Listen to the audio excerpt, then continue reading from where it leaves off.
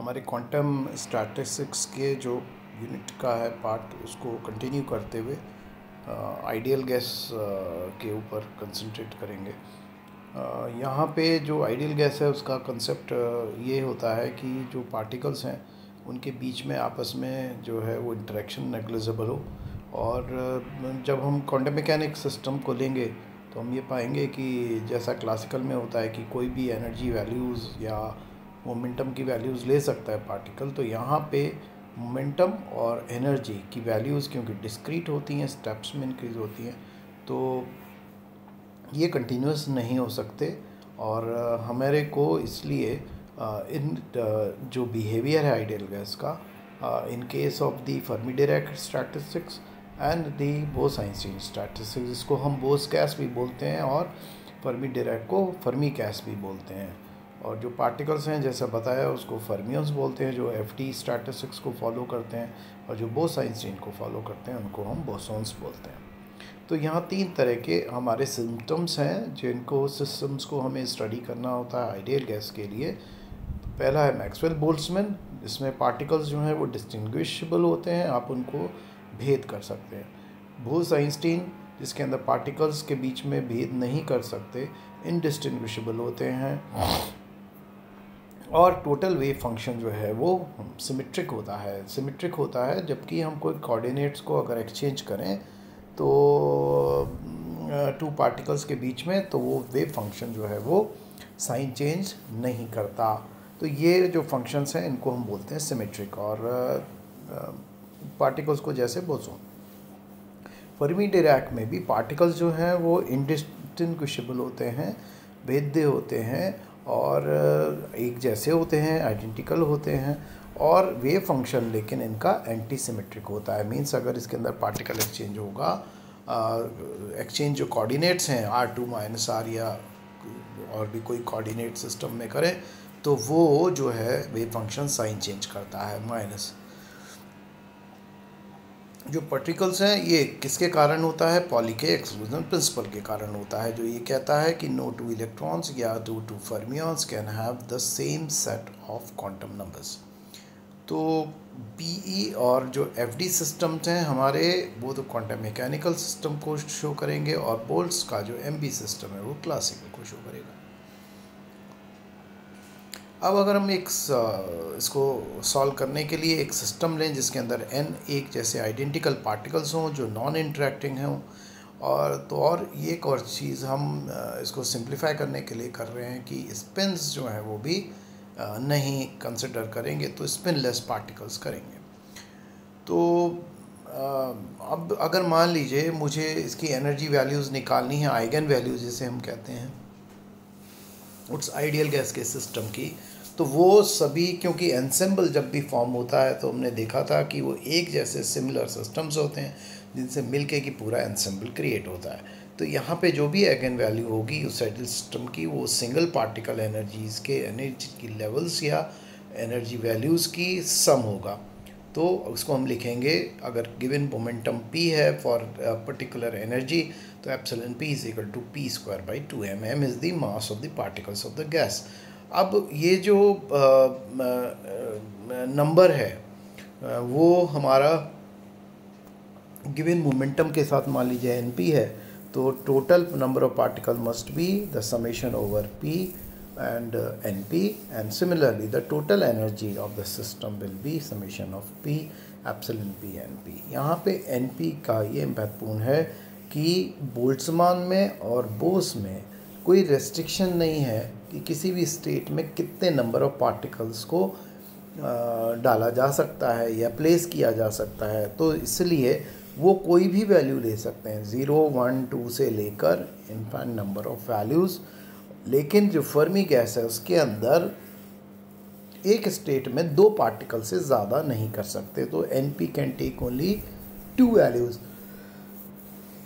Means एक particle एक ही क्वांटम नंबर के साथ आता है। ये आप जब इलेक्ट्रॉनिक स्ट्रक्चर कैलकुलेट करते हैं तब भी आप इस तरह की चीज़ करते हैं, जब स्पिन्स को आप एक को अप और एक को डाउन कर देते हैं, बाकी चाहे क्वांटम नंबर्स सारे बराबर हों। नाउ थर्मोडायनेमिक लिमिट में जो कि हमारा एक इक्वली क्लासिकल कंसेप्ट होता है, जो वॉल्यूम है वो इनफाइनाइट होता है compare to the size of the molecules of the gas. अब यहाँ पे हम क्योंकि क्वांटम के फिनोमेना भी ले रहे हैं, तो यहाँ पे जो वॉल्यूम है उस साइज़ ऑफ पार्टिकल्स जो भी रहें, इलेक्ट्रॉन रहें, प्रोटॉन रहें या कोई और पार्टिकल रहेगा, तो वो उन सब के कंपैरिजन में, तो v goes to infinity for such particles. p जो है वो थर्मोडायनेमिक लिमिट में क्योंकि क्लासिकल हो जाता है, तो p and e can be continuous. तो अगर मुझे इस सिस्टम को अगर स्टडी करना है तो हम क्या करेंगे कि हम जो भी एनर्जी लेवल है उसको डिफरेंट कंपार्टमेंट्स में बांट देंगे। ये कुछ ऐसा है जैसे घर में आपके शेल्फ़ होती है, तो कपड़ों के शेल्फ़ के लिए जो रैक्स बनी हुई होती हैं, आप उनको उस तरह से एनर्जी लेवल्स को काउंट करें। 0 सबसे छोटा वाला, नीचे 0 E0 and then E1 E2 E3। अब हर रैक के अंदर आप कपड़ों को प्लेस कर सकते हैं। तो ये जो जितने कपड़े आप प्लेस कर सकते हैं उसके अंदर, उनको हमने यहाँ पे GI के नंबर से डिनोट किया हुआ है। इसको हम बोलते हैं क्योंकि उस रैक का साइज़ लिमिटेड है, तो उसकी एनर्जी जो E0 या E1 है, जो भी वैल्यू है वो लिमिटेड है। E2 जो है वो फिक्स है, तो उस फिक्स के अंदर कितने कपड़े आ सकते हैं वो GI नंबर से डिनोट कर देगा, जिसको हम डीजेनरेसी बोलते हैं कि जितने भी हैं उनकी एनर्जी जो है वो उसके बीच में है। जैसे E2 minus E1 G2 particles उसकी एनर्जी के साथ रहेंगे। तो इसको एनर्जी को हम ग्रुप ऑफ स्टेट्स में डिवाइड कर दें, तो ये G1 G2 से हमारे पास टोटल नंबर ऑफ पार्टिकल्स हो जाएंगे। मान लीजिए ith पार्टिकल का n नंबर है, इसके अंदर पहले के अंदर मान लीजिए जो नंबर आया वो ni था, तो इसके अंदर टोटल नंबर ऑफ पार्टिकल कितने होंगे कि कितने कपड़े प्लेस के, सब मिला के हमारे को लिख लेने हैं। तो समेशन ऑफ i ni। और एनर्जी अगर टोटल कैलकुलेट करनी है तो हर स्टेट में उसके नंबर, कितने नंबर थे, 3 प्लेस किए, 4 प्लेस किए या 5 प्लेस किए, मल्टीप्लाइड बाई दी उसकी जो एनर्जी का नंबर है, तो ni एप्सिलॉन i। अब क्योंकि e और n कांस्टेंट होते हैं, इसलिए अगर इनमें कोई भी चेंज होगा डेल्टा n कैपिटल तो वो 0 होगा, इसी तरह डेल्टा e कैपिटल भी 0 होगा। तो राइट हैंड साइड में आप इसको लें, क्योंकि डेल्टा ni समीशन, तो summation of i delta ni will be 0।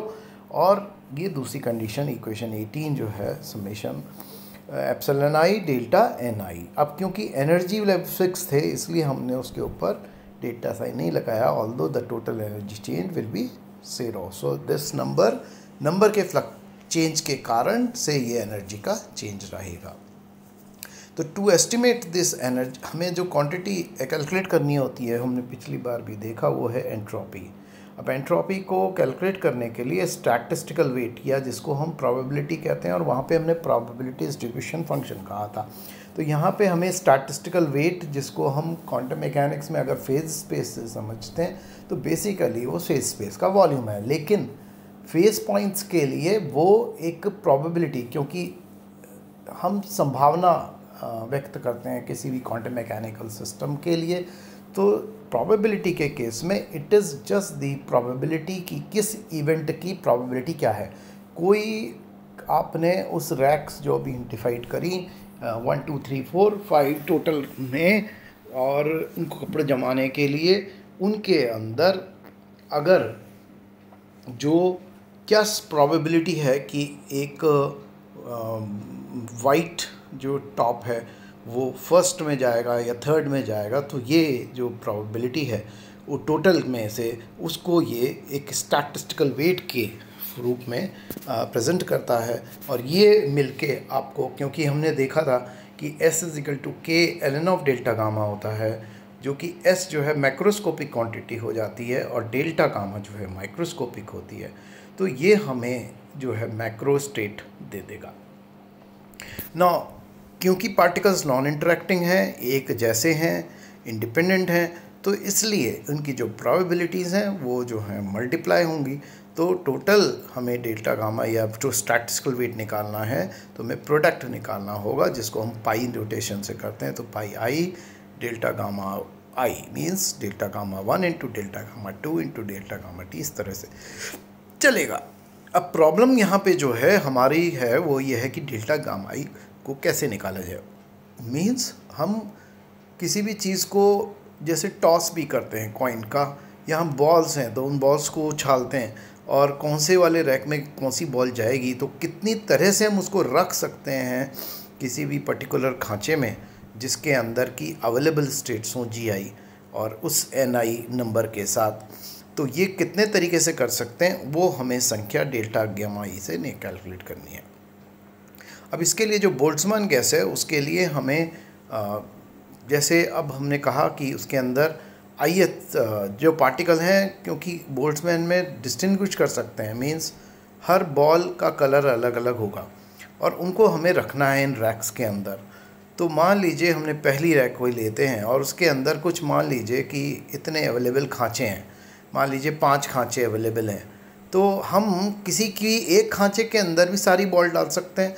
और हम ये भी कर सकते हैं कि एक रैक के अंदर जो 5 खांचे डिविजन्स के में एक ही रैक में बॉक्सेस की तरह जैसे लेटर्स को रखते हैं, तो हम उनके अंदर भी एक एक बॉल रख दें, 5 बॉल्स, या हम एक ही खांचे में 5 बॉल रखते हैं। तो इस तरह से हमारे पास तो हमारे कितने जो GI मान लीजिए लेवल 5 खांचे अवेलेबल हैं, तो उनके अंदर 5 NI पार्टिकल्स जा सकते हैं। कितने तरीके से जा सकते हैं कि अगर वो एक आ गया तो दूसरे को भी उतनी ही संभावना है। तो हमारे पास टोटल जो प्रैक्टिकल वेज हो जाएंगे वो हो जाएंगे GI to the power NI ways. कितने तरीके कि GI to the power NI ways. आप इसको बॉल्स या कंचे उनसे भी आप इसको कोरिलेट कर सकते हैं और अपने एक स्मॉल खांचे बना के देख सकते हैं ना। अब क्योंकि पार्टिकल एक दूसरे से डिस्टिंग्विशेबल हैं तो हमें जो है इसको डिवाइड करना पड़ेगा n फैक्टोरियल से। मीन्स मान लीजिए 5 है तो 5 फैक्टोरियल, क्योंकि एक बार आपने पहचान, मान लीजिए रेड बॉल अगर पहले खांचे में डाल दी तो आपको जो है वो बाकी बची हुई के बारे में आप इंफॉर्मेशन रख सकते हैं कि अब ये ब्लू बच गई है या वाइट बच गई है या ग्रीन बच गई है। तो हमारे को डिवाइड करना पड़ेगा ये कितने परम्यूटेशंस हैं उसके हिसाब से n फैक्टोरियल से। तो डेल्टा गामा आई हो जाएगा GI to the power NI upon NI factorial, और इसको समेशन कर दें तो हमें टोटल स्टैटिस्टिकल वेट या वॉल्यूम पता लग जाएगा। तो ये हो जाएगा pi I GI to the power NI upon NI factorial. Bose gas के लिए क्योंकि पार्टिकल इंडिस्टिंग्विशेबल हैं, एक जैसे हैं, अभेद्य हैं, और इसके अंदर हम एक स्टेट में कितने भी नंबर ऑफ पार्टिकल्स डाल सकते हैं और उनके बीच में आपस में भी कोई, जैसे कि फोटॉन्स, तो 2 फोटॉन्स के बीच में आप अंतर हम स्पष्ट नहीं कर सकते। तो अगर इनको ऐसे डालना है तो ith साल में मान लीजिए पहले सेल में हमें डालना है कि 5 खांचे अवेलेबल थे, उसके अंदर हम कितने पार्टीशन हो गए, हमारे 4 पार्टीशन हो गए, तो 5 खांचे बन गए उनसे। तो NI पार्टिकल्स जो हैं वो कितने अरेंज हो सकते हैं, मान लीजिए एक लाइन में अगर हम रखते जाएं इन पार्टिकल्स को, NI पार्टिकल्स को, तो वो ऐसे मान लीजिए कि वो पॉइंट्स को रिप्रेजेंट कर रहे हैं एक लंबर लाइन पे, तो उनके अंदर पार्टीशन टोटल हो जाएंगे GI-1। जैसे 5 हैं तो उसके अंदर 4 लाइंस होंगी ड्रॉ की हुई, तो टोटल नंबर ऑफ जो पोजीशंस जो हैं वो ऑक्यूपाइड कितनी पार्टिकल्स के द्वारा, पार्टीशन के द्वारा होंगी, वो हो जाएंगी NI कितने पार्टिकल्स प्लस जो पार्टीशंस की संख्या GI-1। तो NI प्लस GI-1 ये टोटल नंबर ऑफ पोजीशंस हो जाएंगी। अब क्योंकि पार्टिकल जैसे हमने बताया तो यहाँ पे परम्यूटेशन जो है वो उससे कोई फ़र्क नहीं पड़ेगा कि एक फोटोन को हमने पहले रखा या दूसरे फोटोन को बाद में रखा, क्योंकि सब फोटोन्स एक जैसे हैं। तो यहाँ पे जो डेल्टा गामा आई है वो हमारे को टोटल नंबर कितने परम्यूटेशन है NI पार्टिकल्स के और GI-1 पार्टिकल्स में से जो कॉम्बिनेशन, तो ऊपर तो हमारे आ जाएगा जैसे पहले में था NI प्लस GI-1 का होल फैक्टोरियल, और नीचे जो है वो हमें क्योंकि पार्टिकल्स को भरना है तो GI-1 पार्टीशंस जो हैं उनके परम्यूटेशन फैक्टोरियल और एक NI फैक्टोरियल से डिवाइड करना होगा, और इसी तरह टोटल को हम निकाल लेंगे। फर्मी गैस के लिए हमें पार्टिकल्स इंडिस्टिंग्विशेबल भी हैं, एक जैसे भी हैं, लेकिन एक स्टेट में एक पार्टिकल एक क्वांटम नंबर्स के साथ दूसरा पार्टिकल हम नहीं भर सकते। तो दूसरे पार्टिकल भरने के लिए हमें दूसरा क्वांटम नंबर किसी की आवश्यकता पड़ती है, जैसे कि हम स्पिन असाइन करते हैं इलेक्ट्रॉन के लिए। तो यहाँ पे इसका मतलब ये हुआ कि जो खांचे हैं उनके अंदर क्योंकि एक ही आ सकते हैं, तो मान लीजिए आपके पास 2 खांचे अवेलेबल हैं और एक पार्टिकल करना है, तो वो पार्टिकल एक स्टेट एक क्वांटम नंबर के सेट के साथ उस नंबर से कम ही होगा, क्योंकि एक बार में एक ही हो सकता है। तो GI जो पार्टीशंस की संख्या है, हमारे जो हमने खांचे बनाए हैं, वो उनसे वो नंबर जो पार्टिकल्स है वो कम होगा। तो मान लीजिए GI लेवल्स हैं, तो उनमें से सिर्फ n नंबर के जो पार्टिकल्स हैं जो वही ऑक्यूपाइड रहेंगे और बाकी सब जो है वो खाली रहेंगे। तो कितनी खाली, क्योंकि n की संख्या g से कम है, तो GI माइनस आई जो है GI लेवल्स जो हैं वो एम्प्टी रहेंगी। तो इससे हमारा जो स्टैटिस्टिकल वेट है वो निकल जाएगा GI factorial divide by GI is the maximum value जो कि ले सकता है और वो सभी ऑक्यूपाई हो सकते हैं, और डिवाइड बाय द परम्यूटेशन कितने हो सकते हैं कि NI फैक्टोरियल और GI माइनस NI का टोटल फैक्टोरियल। तो ये हमारा संख्या हो जाएगी। अब एंट्रोपी निकालना के लिए बहुत सिंपल एक्सप्रेशन है हमारे पास, S is equal to KLN of delta gamma. तो उससे हमें अब क्योंकि यहाँ पे जो डेल्टा गामा टोटल है वो प्रोडक्ट है, तो इसलिए हमारे लिए ये सारा समेशन हो जाएगा। तो summation of LN of delta gamma आई हो जाएगा। अब यहाँ पे क्योंकि हमने देखा कि इन इक्वेशंस में जितनी भी हैं 21 है और आपके 20 है, इन सब के अंदर n फैक्टोरियल काफ़ी आ रहा है, या फिर GI माइनस 1 फैक्टोरियल आ रहा है, या GI माइनस NI फैक्टोरियल आ रहा है, या GI फैक्टोरियल आ रहा है। तो यहाँ पे इसको सॉल्व करने के लिए हम स्टर्लिंग का जो फार्मूला है LN ऑफ NN फैक्टोरियल वो यूज़ करते हैं n log n minus n। अब यहाँ पे यदि आप, क्योंकि n की संख्या बहुत लार्ज है, तो आप एक को जो नगण्य मान सकते हैं इन कंपैरिजन टू GI और NI, क्योंकि बोस गैस में GI और NI दोनों ही काफ़ी लार्ज संख्या में हो सकते हैं, तो इसलिए हम इसको 1 को नेग्लेक्ट कर देते हैं। तो अगर गैसेस इक्विलिब्रियम में नहीं है तो हम बोल्ट्जमैन के लिए जो एक्सप्रेशन लिखेंगे S/K, आप इसको सिंपल है कैलकुलेट कर सकते हैं कि summation of LN of delta gamma आई, जो कि यहाँ से 22 नंबर 21 नंबर और 20 नंबर की इक्वेशन से आएगा। तो इसको कैलकुलेट कर लेंगे तो बहुत सिंपल है, और स्टर्लिंग का फॉर्मूला यूज़ करें तो ये मैथमेटिक्स सिंपल हो जाएगी। NI LN of GI minus NI LN of NI plus NI, और क्योंकि माइनस साइन आ रहा है तो आप इसको डिनोमिनेटर ले जा सकते हैं, NI कॉमन कर दें, LN of GI upon NI। तो ये हमारा एक पार्ट हो जाएगा।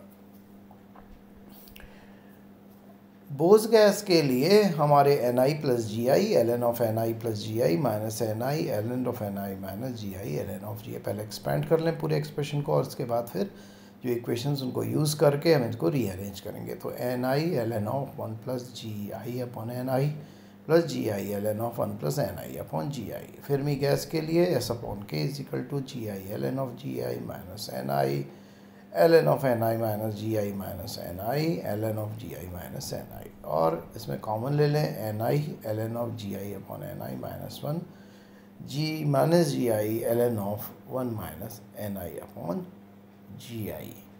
तो ये हमारा अभी जो पार्ट है ये रहेगा, और उसके बाद हम नेक्स्ट लेक्चर में डिस्ट्रीब्यूशन लॉ करेंगे।